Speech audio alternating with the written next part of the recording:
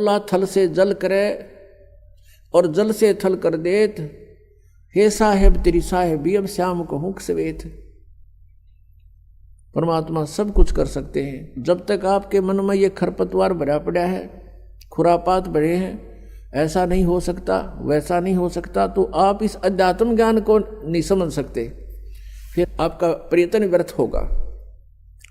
पुण्यात्माओं, श्रद्धालु की श्रद्धा ब्लाइंड होती है, वो ब्लाइंड फेथ करता है और ऐसे ही करना चाहिए। लेकिन उस श्रद्धालुओं की श्रद्धा का, उस स्वभाव का जो एक श्रद्धालु के अंदर होता है, वो ब्लाइंड फेथ करता है अपने गुरुओं पर, ऋषियों पर, जो वो बताते हैं, टीचर्स पर, जो टीचर होते हैं, आध्यात्मिक टीचर। और उन्होंने, श्रद्धालुओं ने इन अज्ञानियों को महर्षि, मंडलेश्वर और परम धड़ी मान लिया, सतगुरु समझकर उन पर विश्वास कर लिया, उन्हें जो वचन कहे धार लिए, शिरोधार्य कर लिए। वो दुरुपयोग किया उन्होंने, अभी तक मूर्ख बना रहे हैं, उनको खुद ज्ञान नहीं, श्रद्धालु उनके पीछे लगे हुए हैं। अब आप जी को ये ज्ञान ग्रहण करने के लिए फिर से आपने उसी स्थिति पाना पड़ेगा, क्योंकि काल ये चाहता है कि ये भगवान से दूर हो, किसी तरह हो। जैसे पूरा चीन नास्तिक बनवा दिया और रूस नास्तिक हो गया, क्योंकि जैसे महात्मा बुद्ध थे, ये पुण्यकर्मी प्राणी था, स्वर्ग से सीधा आया था, राजा का लड़का था। जो व्यक्ति स्वर्ग से आया है तो यहाँ के सुख उसको कुछ नहीं लगते, उसका मन नहीं लगा, पिछले संस्कारों ने अंगड़ाई ली, वो घर त्याग कर चला गया, मनमुखी साधना शुरू कर दी, हठ योग किया, मरने को हो गया।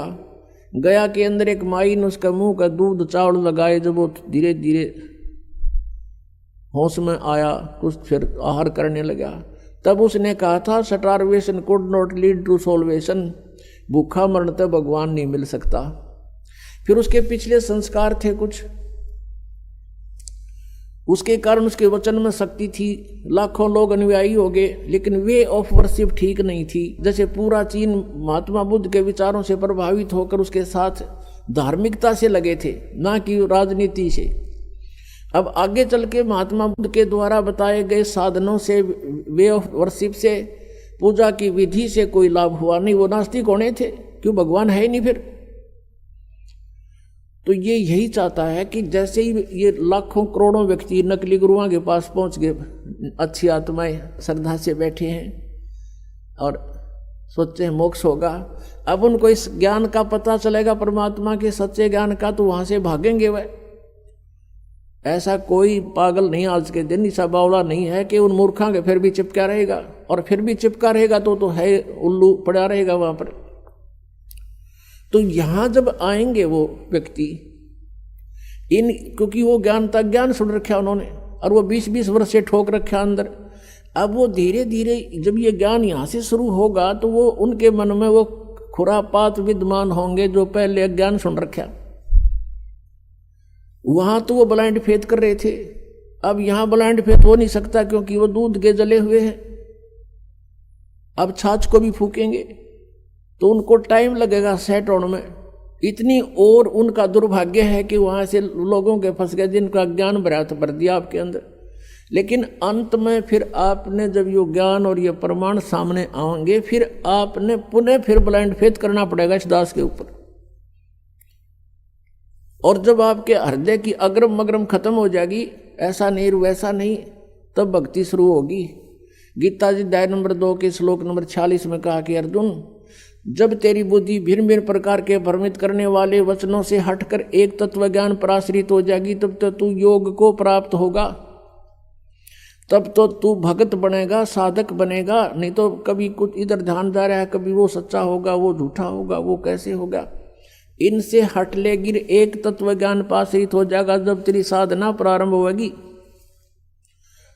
तो दास का प्रयत्न है कि आपके सारे ये संशय नाश करूं और तत्व ज्ञान से आपको पुनः फीड करूं, भरूं, और फिर आपके अंदर एक आस्था भगवान पूर्ण परमात्मा की इतनी दृढ़ हो जाए कि आप फिर डगमग ना हो।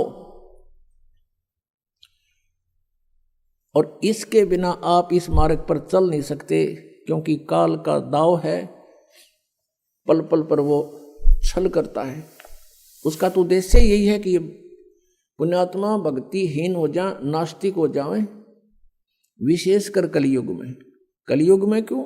क्योंकि परमात्मा से इसने वचन ले लिए थे कबीर भगवान से, इस काल भगवान ने, कि प्रभु 3 युगों में जीव कम ले जाना, और चौथा युग जब कलयुग आवे तब तव शरण जीव बहु जावे।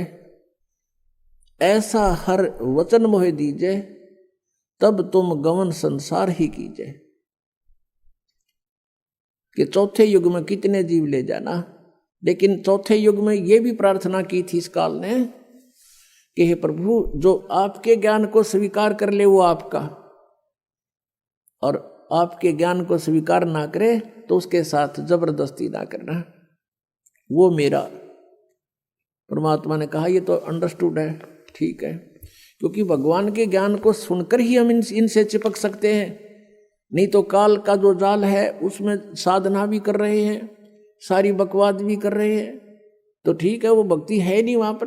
कहते हैं साध सोए जो सीधा चाले। भगत वही होता है, साध माने साधक, जो सब बुराइयों से बच गए और यहाँ की स्थिति से परिचित होकर के सही सीधा चले, मर्यादा में रहे, बुराइयों से बच कर चले। संसार के जो चोज हैं, इन चोचलों से बच्चे, नाचना गाना फंड करना डीजे बजाना, ये कोई एक भक्तों के लक्षण है। फिर उनको डर नहीं भगवान का। तो ये काल चाहता है कि ये भक्ति ना करें, नास्तिक हो जा, और ये नाचना गाना डीजे बजाना, ब्याह के ऊपर इतना खड़दू उतार दे। 2 बच्चों का संस्कार जोड़ना, 4 आदमी बैठ के ये कहना भी हम अपनी पुत्री का विवाह आपके पुत्र से करते हैं, ब्याह हो गया, इसका आगे कितना फंड कर लो बता। शादी बच्चों की वचन से हो गया, वचन से पराये होते हैं, वचन से सारी सृष्टि रची हुई है, वचन के ऊपर रहे आदमी खरा तो उसको हर तरह से सुविधाएं प्राप्त होती हैं। और फिर नाचना और गाना और फलाना करना, इतने दान दे दिए, वो तो अपने सिर पर बाहर रखना है, गधा बनना उसका। किसी के पैसे पास्ता रख के कभी सुखी नहीं हो सकता प्राणी। तो जब तक हमें ज्ञान नहीं है तो हम ये विष खा ही रहे थे। अब पता लग जाएगा कि ये तो बहुत भयंकर काम है।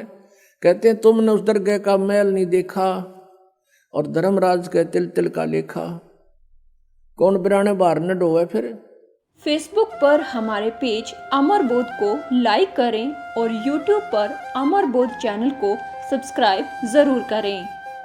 संत रामपाल जी महाराज से निःशुल्क नाम दीक्षा लेने के लिए हमारे इन नंबरों पर संपर्क करें। घर बैठे निःशुल्क ज्ञान गंगा या जीने की राह पुस्तक प्राप्त करने के लिए अपना नाम, पूरा पता और मोबाइल नंबर हमारे इन नंबरों पर SMS या WhatsApp करें।